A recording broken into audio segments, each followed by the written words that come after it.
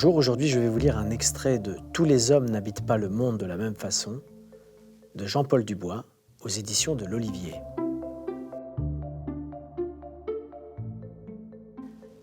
La prison de la rivière. Il neige depuis une semaine. Près de la fenêtre, je regarde la nuit et j'écoute le froid. Ici, il fait du bruit. Un bruit particulier, déplaisant, donnant à croire que le bâtiment, pris dans un étau de glace, émet une plainte angoissante, comme s'il souffrait et craquait sous l'effet de la rétraction. À cette heure, la prison est endormie.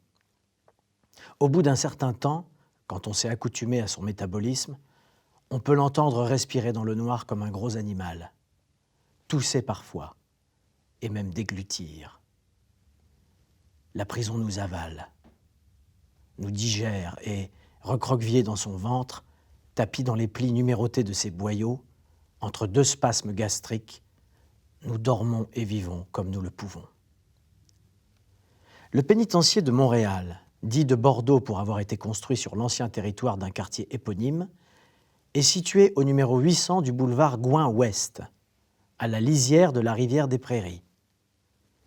1357 détenus, 82 mises à mort par pendaison jusqu'en 1962. Autrefois, avant que l'on édifie cet univers de contention, l'endroit devait être magnifique, avec ce qu'il fallait de bouleaux, d'érables, de sumacs vinaigriers et d'herbes hautes couchées dans les passages des animaux sauvages. Aujourd'hui, les rats et les souris sont les seuls survivants de cette faune. Et puisque telle est leur nature peu regardante, ils ont repeuplé ce monde clos fait de souffrances encagées. Ils semblent parfaitement s'accommoder de la détention, et leur colonie n'a cessé de s'étendre dans toutes les ailes du bâtiment. La nuit, on entend distinctement les rongeurs œuvrer dans les cellules et les couloirs.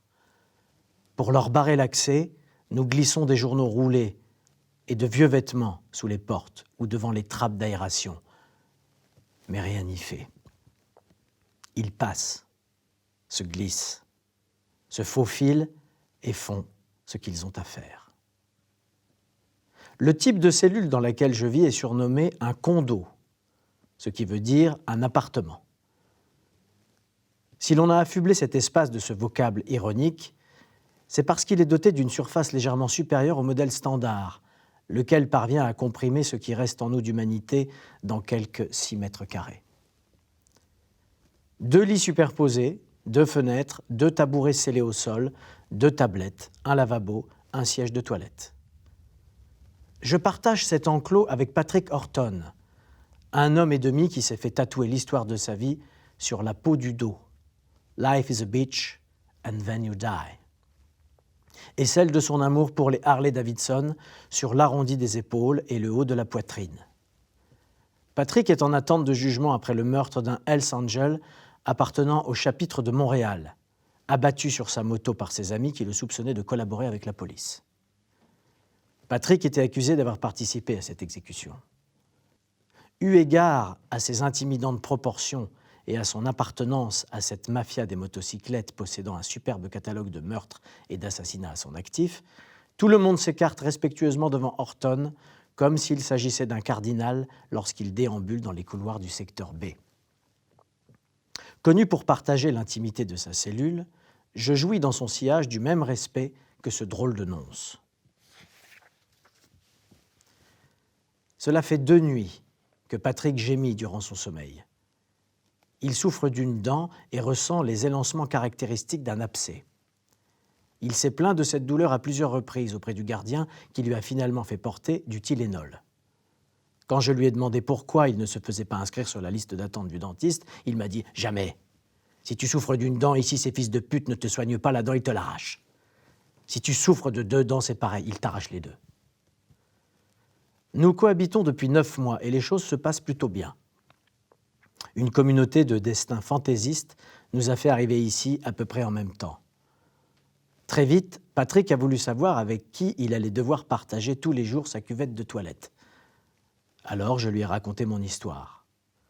loin de celle des Hells qui contrôlaient la totalité du trafic de drogue de la province et n'hésitaient pas à déclencher des guerres pétaradantes, comme celles qui firent 160 morts au Québec entre 1994 et 2002 lorsqu'ils affrontèrent leurs ennemis ancestraux, les Rock Machines, eux-mêmes absorbés ensuite par les Bandidos, qui, de leur côté, n'usurpaient en rien leur dénomination au point de connaître à leur tour quelques déboires, puisque l'on retrouva 8 cadavres, tous membres du gang, négligemment dispersés dans 4 voitures garées côte à côte et immatriculées en Ontario.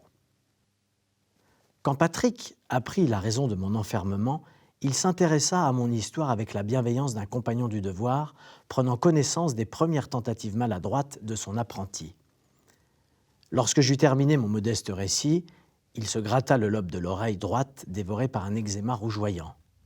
« À te voir, je croyais pas que t'étais capable d'un truc pareil. T'as bien fait, c'est sûr et certain. Moi, je l'aurais tué.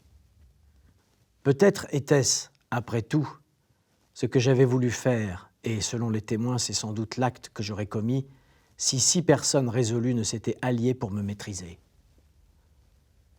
En vérité, hormis ce que l'on m'a raconté, je ne garde en mémoire que quelques images concernant l'incident lui-même, mon esprit semblant avoir opéré un choix sélectif avant mon réveil dans la salle de l'unité des urgences.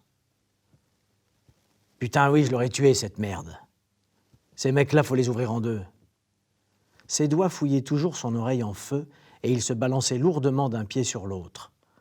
En proie à une colère illisible, Patrick Horton semblait prêt à traverser les murs pour terminer le travail que j'avais à la fois entamé et d'une certaine façon bâclé. En le voyant ainsi rugir, gratter sa peau enflammée, je pensais à ce moment-là à cette notation de l'anthropologue Serge Bouchard, spécialiste des cultures amérindiennes. L'homme est un ours qui a mal tourné. Winona, ma femme, était une indienne algonquine. J'avais beaucoup lu Bouchard pour apprendre d'elle. Je n'étais encore qu'un Français aux pieds lourds, ignorant à peu près tout des astuces de la tente tremblante, des règles mystiques, de la surie, de la légende fondatrice du raton laveur, de la raison pré-darwinienne selon laquelle l'homme descend de l'ours, et de l'histoire qui raconte pourquoi le caribou est taché de blanc seulement sous la bouche. À cette époque, la prison n'était encore pour moi qu'un concept théorique, une facétie de jeu de dés vous enjoignant de passer votre tour enfermé dans la case pénitentiaire du Monopoly. Et ce monde fagoté d'innocence semblait bâti pour l'éternité, tout comme mon père, le pasteur Johannes Hansen, occupé à faire vibrer le cœur des hommes et les roues phoniques d'un orgue Hammond, dans sa paroisse protestante, noyée sous des averses d'amiante bénite. Comme Winona Mapache et sa douceur algonquine, arrondissant ses virages aux commandes de son avion Taxi Beaver pour poser en douceur clients et flotteurs au fil de l'eau de tous les lacs du Nord. Comme ma chienne Nook, qui venait à peine de naître et semblait me considérer de ses grands yeux noirs comme le commencement et la fin de toute chose. Oui, j'aimais ce temps, déjà lointain, où mes 3 morts étaient encore en vie.